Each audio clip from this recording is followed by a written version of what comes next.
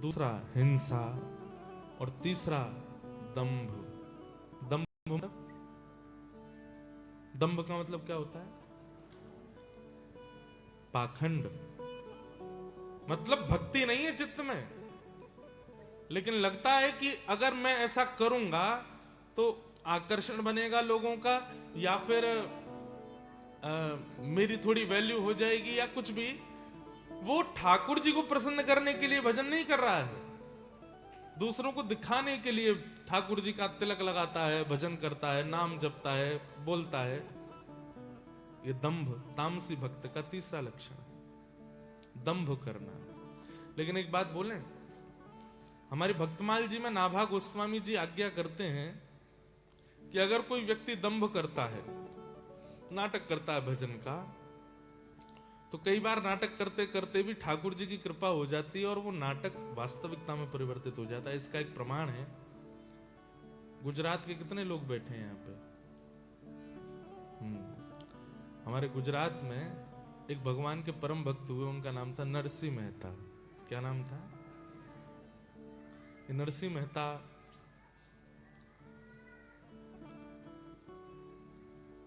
बड़े अच्छे भक्त हुए।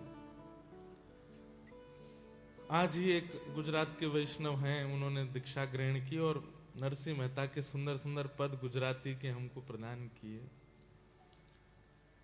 तो एक गुजरात में नाट्य कला होती थी, मंच पर कुछ लोग नाटक करते थे, लोगों को हंसाने के लिए, आनंद कराने के लिए। तो उसमें एक व्यक्ति था, वो नरसिंह मेहता जी का चरित्र रोल प्ले करता था।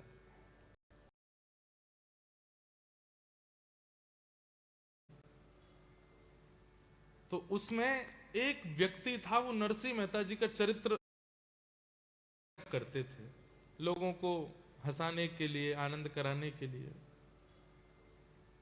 तो उसमें एक व्यक्ति था, वो नरसिंह मेहता जी का चरित्र रोल प्ले करता था। तो नरसिंह मेहता जी जैसा एक तारा, नरसिंह मेहता जी जैसी शिखा, नरसिंह मेहता जैसे कपड़े, नरसिंह मेहता जैसा तिलक,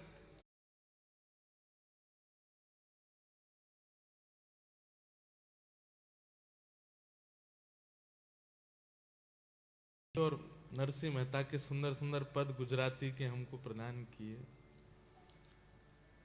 तो एक गुजरात में नाट्य कला होती थी, मंच पर कुछ लोग नाटक करते थे, लोगों को हंसाने के लिए, आनंद कराने के लिए। तो उसमें एक व्यक्ति था, वो नरसिंह मेहता जी का चरित्र रोल प्ले करता था। तो नरसिंह मेहता जी जैसा एक तारा, नरसिंह मेहता जी जैसी शिखा, नरसिंह मेहता जैसे कपड़े, नरसिंह मेहता जैसा तिलक। एक व्यक्ति था, वो नरसिंह मेहता जी का चरित्र रोल प्ले करता था। तो नरसिंह मेहता जी जैसा एक तारा, नरसिंह मेहता जी जैसी शिखा, नरसिंह मेहता जैसे कपड़े, नरसिंह मेहता जैसा तिलक, और पूर्ण रूपेण नरसिंह मेहता जी जैसा बनकर के वो मंच पर खूब रोता था, बिलखता था। नरसिंह मेहता जी जैसा ही उसका पूरा कैरेक्टर, नरसिंह मेहता जैसे कपड़े, नरसिंह मेहता जैसा तिलक, और पूर्ण रूपेण नरसिंह मेहता जी जैसा बनकर के वो मंच पर खूब रोता था, बिलखता था। नरसिंह मेहता जी जैसा ही उसका पूरा कैरेक्टर प्ले करता था, लेकिन ऑफ स्टेज खूब खाता भी, पीता भी, सब काम करता था। केवल स्टेज पर जब जाता था तो नरसिंह मेहता पूरे उसमें आ जाते थे। मतलब ऐसा कैरेक्टर रोल प्ले करता था कि बस ये लगता है नरसिंह मेहता ही है क्या। लोग बाग चरण तक छू लेते थे, लोग बाग चरणों से लिपट तक जाते थे, लेकिन वो दौड़ भाग करके अपने कमरे में आता, तुरंत फिर अपने जो उसका व्यसनी जीवन था वैसा हो जाता है। एक बार वो रात में नरसिंह मेहता जी का रोल प्ले कर रहा था, और उस दिन वो इतना भाव से नरसिंह मेहता जी का चरित्र कर रहा था, करते करते कोई रोने की एक्टिंग होनी थी, पर वो एक्टिंग ना होकर के वो सच में रो गया। हे प्राणनाथ, हे जीवनधन, हे द्वारिकाधीश। नरसिंह मेहता जी का एक चरित्र आता है कि मारी हुंडी सुकारो महाराज रे, सांवरा गिरधारी। हुंडी भरी ठाकुर जी ने। ऐसा होता था पहले कि जैसे अब ब्रिस्बेन से कोई मेलबर्न जा रहा है लेकिन पैसे साथ में लेके जा नहीं सकता, तो वो नगर के किसी सेठ के पास जाकर के कहता कि आप हमारी हुंडी लिख दो। तो हुंडी में क्या होता कि आप पैसे सेठ जी को दे दो, सेठ जी किसी पे लिख के दे देंगे, मेलबर्न में आप उनके पते पर बोल देंगे वहां जाके पत्र दिखा देना, इतने पैसे तुमको वहां से मिल जाएंगे। तो नरसिंह मेहता जी के पास कुछ संत गए, बोले कि भैया हम द्वारिका जा रहे हैं, रास्ते में चोर लुटेरे हमको लूट लेंगे, आप हमारी हुंडी लिख दो। नरसिंह मेहता बोले मुझ पर खुद रही, मैं तुम्हारी कहां से लिखूं? बोले नहीं नहीं, हमको किसी ने कहा है कि आप लिख करके दे दो हमको। बहुत जिद पड़ गए जब संत, तो नरसिंह मेहता जी ने लिख दिया और हुंडी लिख करके उन सब संतों को दे दी। संत जन जब सब गए द्वारिका, तो नरसिंह मेहता रोने लगे, मैंने संतों के लिख तो दी पर मेरा कोई वहां है नहीं, मेरा तो एक ही जानकार है, द्वारिकाधीश सांवरिया मेरे जानकार हैं। और वो संत जन सब गए तो नरसिंह मेहता रो रहे थे, बोले कि पता नहीं इन संतों का क्या होगा, वहां कौन मिलेगा इनको। लेकिन इतने विश्वास से उन्होंने लिख करके दी कि जब संत जन गए तो ठाकुर जी सच में सेठ बन करके आए और उन सब संतों के जो जो उनकी रकम थी वो पूरी की। ऐसे ठाकुर जी ने अनेक बार श्री नरसिंह मेहता जी के प्रेम भाव को स्वीकार करने के कई लक्षण बताए। तो वो नाट्य कला प्रस्तुत कर रहा था, आज वो सच में रो गया। 10-15 साल के अपने करियर में पहली बार रो गया ठाकुर जी को याद करते।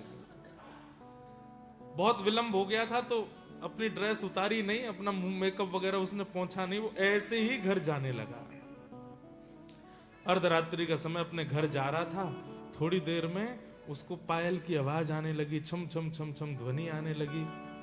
उसने देखा, बोले छम छम कौन, कहां से आ रही है आवाज? इतने में चंदन की सुगंधी आने लगी, दिव्य प्रकाश पीछे से जैसे मानो लगने लगा। पीछे मुड़ करके जैसे ही उसने देखा, साक्षात द्वारिकाधीश खड़े हैं और द्वारिकाधीश नरसिंह मेहता को जैसे मानो अपनी ओर बुलाने के लिए आ रहे हो। पीछे देख करके उसने पहले तो वो स्तब्ध हो गया, मुख से वचन नहीं निकले, हाथ पैर कांपे। मेरे नरसी मेरे पास आ जा, मेरे नरसी, और पकड़ करके उस व्यक्ति को अपने हृदय से लगा। पहले तो सुध बुध खो गई, उसके बाद जब होश आया तो इतना रोया ठाकुर जी के चरणों में प्रणाम करके। ठाकुर जी उसको नरसी नरसी बोले, अरे मेरा नरसी, अरे मेरा नरसी, तू मेरे पास आ जा, तू मेरे हृदय से लग जा। ठाकुर जी भूल गए कि ये नरसिंह मेहता नहीं है। तो उसने थोड़ी देर बाद याद दिलाया, नाथ आपकी कृपालुता की तो मैं नजर उतारूं, बलैया लूं कि आप इतने कृपालु हैं, लेकिन मुझे बताने में बहुत खेद हो रहा है, मैं नरसिंह नहीं हूं, मैं तो उसका नाट्य करने वाला हूं। जैसे उसने कहा मैं नाट्य करता हूं, तो ठाकुर जी स्तब्ध हो गए। अरे तू मेरा नरसिंह नहीं? तेरे नेत्रों से आंसू आए थे, तू अभी थोड़ी देर पहले मुझे पुकार रहा था, वो सब नाटक था। ठाकुर जी ऐसे मतलब हुए कि जैसे मानो कितने दुखी हो गए हों। ठाकुर जी वहां से अंतर ध्यान हो गए, सुनते ही कि ये नरसिंह नहीं है। तो जो व्यक्ति नरसिंह का रोल निभाता था, उसने आज विचार किया, मेरा आचरण शुद्ध नहीं, मेरा व्यवहार शुद्ध नहीं, मेरे विचार शुद्ध नहीं, मेरी क्रियाएं शुद्ध नहीं, केवल नाटक करता हूं, धन कमाने के लिए नरसिंह मेहता बनता हूं। और वो नाटक करते करते करते करते 15 वर्ष में पहली बार अश्रु जो निकले, ठाकुर जी प्रकट हो गए। यदि 15 वर्ष में वास्तव में नरसिंह मेहता जैसा आचरण किया होता तो आज मुझे क्या प्राप्त होता? आज मुझे ठाकुर जी अपने संग लेकर के चले जाते, जीवन के इस चक्र में मुझे फंसना ना पड़ता। और उसी दिन उसने अपने सारे व्यसनों का त्याग किया और फिर वो जीवन भर नरसिंह मेहता जी की तरह ही रहा। ठाकुर जी ने एक क्षण दर्शन। तो अब इस भाव में दंभ को तामसी भक्त कहा गया, लेकिन कई बार दंभ करने वाले पर भी अगर हरि अनुग्रह हो गया, ठाकुर जी अगर प्रसन्न हो गए, तो दंभ करने वाला भी स्वीकार किया जा सकता है। इसलिए यहां पे एक छूट मिल सकती है आप लोगों को कि भले ही पाखंड से सही करो तो सही, भजन ही करो, गलत काम मत करो, गलत आचरण मत करो, कम से कम तिलक ही लगा लो, नाटक में ही लगा लो। क्या पता लगाते लगाते लगाते कभी ठाकुर जी रीझ गए तो दंभ।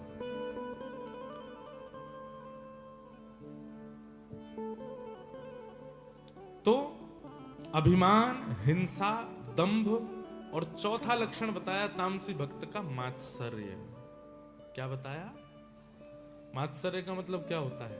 ईर्ष्या। क्या होता है? हमारे पूज्य पिताजी महाराज अपनी कथा में कहते हैं 3 दुख के कारण। दुख के कितने कारण? 3। या ध्यान से सुनना। पहला कारण होता है काल, समय। कई बार समय दुख लेके आता है। हमने कुछ गलत किया नहीं, लेकिन समय ही ऐसा चल रहा होता है कि दुख आता है। और इसमें भी होता है कि समय का दुख ये भी कह देते हैं कि भाई पूर्व जन्म का प्रारब्ध हम भोग रहे हैं, चलो ठीक है वो छोड़ो। अभी कोरोना काल आया था, वो भी तो समय का दुख है। एक साथ सब दुखी हुए थे, उस समय कोई प्रसन्न नहीं था। तो कभी कभी दुख का कारण क्या होता है? समय।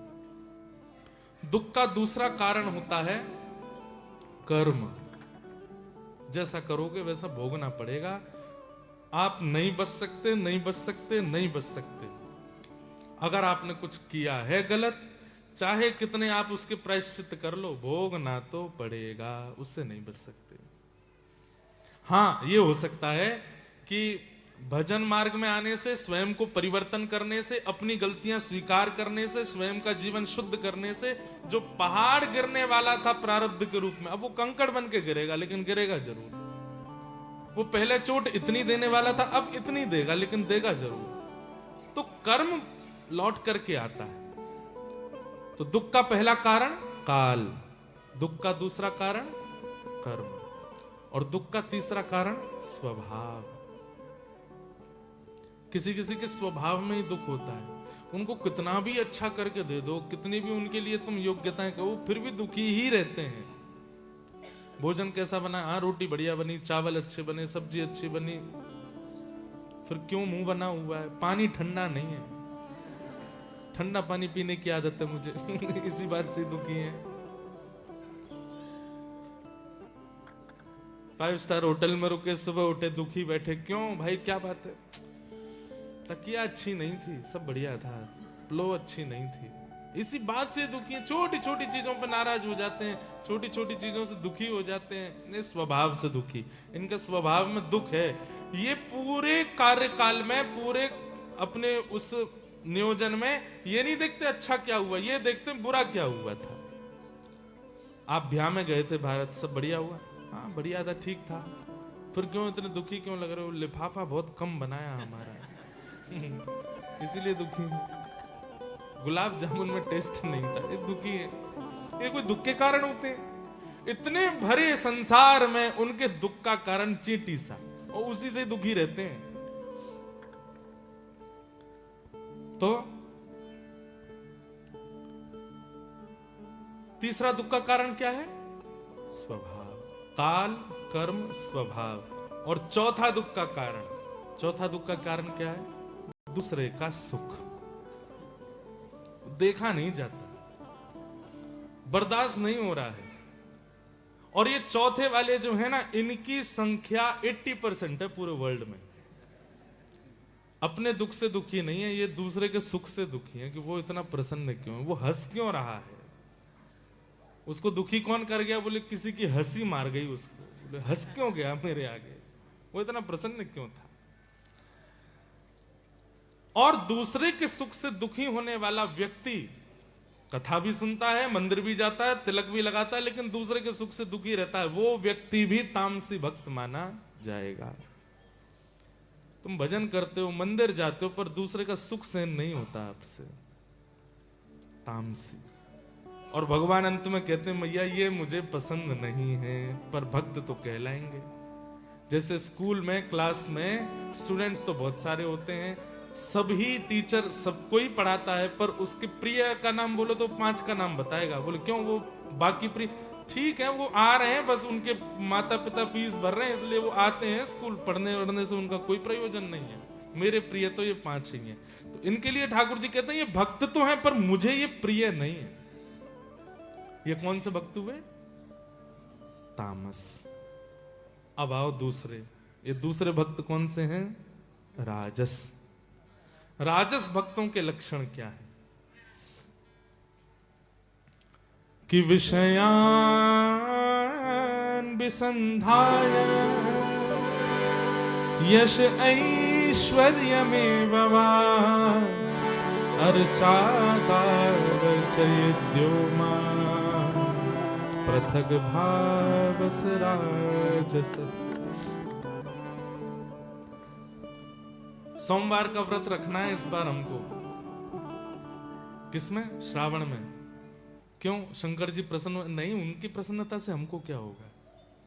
अच्छा पति मिले इसलिए अच्छी पत्नी मिले इसलिए। एकादशी का व्रत क्यों कर रहे हो? बोले ठाकुर जी प्रसन्न हो। नहीं नहीं नहीं, उनकी प्रसन्नता से हमको क्या करना है? इसलिए नहीं, हमारा एक काम बने। किसी व्यक्ति ने पूछा मैं बहुत व्रत रखते हो यार, बोले कि ये वाला व्रत इनकी प्रसन्न, अच्छा पति मिले इसलिए अच्छी पत्नी मिले इसलिए। एकादशी का व्रत क्यों कर रहे हो? बोले ठाकुर जी प्रसन्न हो। नहीं नहीं नहीं, उनकी प्रसन्नता से हमको क्या करना है? इसलिए नहीं, हमारा एक काम बने। किसी व्यक्ति ने पूछा मैं बहुत व्रत रखते हो यार, बोले कि ये वाला व्रत इनकी प्रसन्न, ये वाला व्रत इस काम के लिए, ये वाला व्रत इस काम के लिए, ये वाला व्रत इस काम के लिए। मतलब वो तप करते हैं पर तप में भगवत प्रसन्नता उनकी इच्छा नहीं होती है।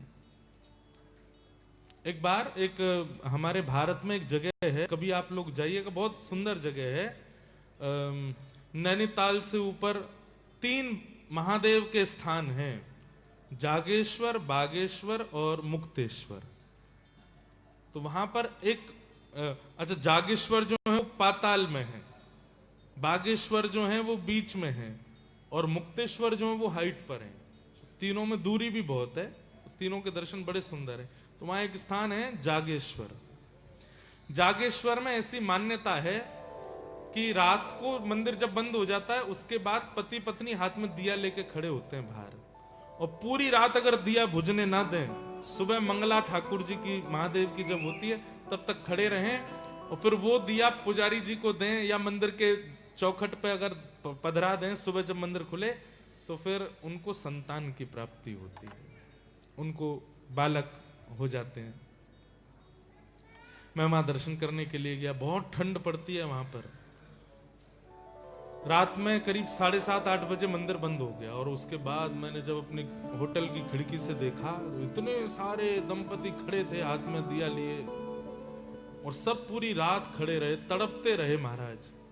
इतनी ठंड में ठिठुर रहे हैं, पति आके कभी शॉल उड़ा रहा है, फिर पति हाथ में दीपक ले लेता, फिर पत्नी आके उसके पैर की मालिश कर रही है। इतना परिश्रम देख करके मेरे मन में आया, किसके लिए? एक संतान के लिए। और वही संतान जब 10, 12, 15, 18 वर्ष का होकर के उल्टा सीधा बोलता है तो इनको ये लगता है कि क्यों ही हो गया ये, इसके लिए हमने इतना तप किया। अगर हमें पता चल जाए कि ये क्रिया करने से ऐसा होता है, भगवान की बड़ी दया की ब्रिस्बेन नदी का कोई ऐसा नियम नहीं, अगर यहाँ की बना दिए जाए कि एक बार ब्रिस्बेन नदी में ये पधरा दो तो आपके ये काम बने, तो भीड़ लग जाए यहाँ पे। हमको पता चलना चाहिए कि ऐसा करने से ऐसा होता है, तो हम करने में फिर भीड़ की कमी नहीं रहती, सब करने भागते हैं उस चीज को। कभी अगर पता चल जाए कि ऐसी कोई दैवी शक्ति किसी वृक्ष में है, किसी नदी में है, किसी टोने टोटके में है, तो उससे हमने कभी ये क्यों नहीं मांगा कि ठाकुर जी बस हमसे प्रसन्न हो जाएं, हम एक अच्छे इंसान बन जाएं, इसके लिए कभी क्यों नहीं किया? ऐसे भक्तों को क्या कहते हैं? राजस भक्त, जो केवल बड़े से बड़े तप कर लेते हैं, बड़े से बड़े अनुष्ठान कर लेते हैं, लेकिन उसके पीछे कामना घोर संसारी होती है, घोर संसारी। उसे कहते हैं राजस भक्त। कि विषयान भिसंधाय यश ऐश्वर्य में वा। ये भगवान के भजन किस लिए करते हैं? यश की प्राप्ति के लिए। मेरा खूब यश हो जाए, मुझे खूब ऐश्वर्य प्राप्त हो जाए, मुझे खूब संपत्ति मिल जाए। मतलब कुल मिलाकर के नाम ही है राजस। जो केवल संपत्ति के लिए ठाकुर जी के सन्मुख जाते हैं उनको राजस